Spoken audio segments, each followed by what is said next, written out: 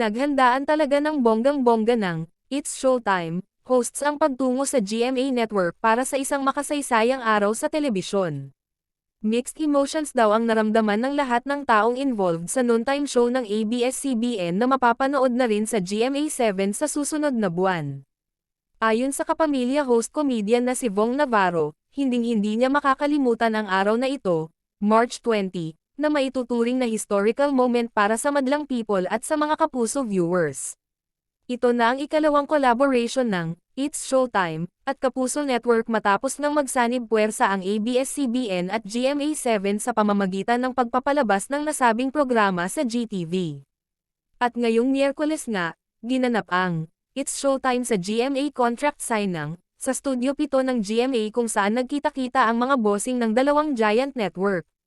Sa panayam ng Fast Talk with Boy Abunda, kanina kay Vong, sinabi nitong grabe ang kaligayahang nararamdaman nilang lahat sa show, talagang feeling grateful and thankful.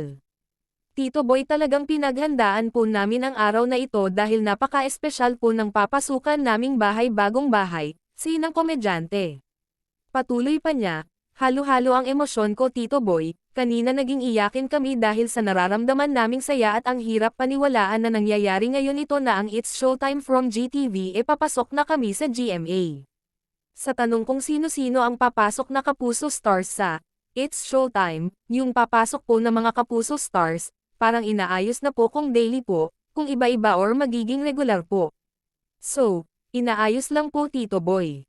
Bukod kay Vong, present din sa naganap na historical contract signing ang iba pang hosts ng show tulad ni na Vice Ganda, Ann Curtis, Vong Navarro, Jong Hilario, Teddy Corpus, Jogs Hugueta, Karil, Ryan Bang, King Chu, Ogie Alcacid, Amy Perez, Ayon Perez, MC, Lassie, Jackie Gonzaga, Sean Dominguez, at Darren.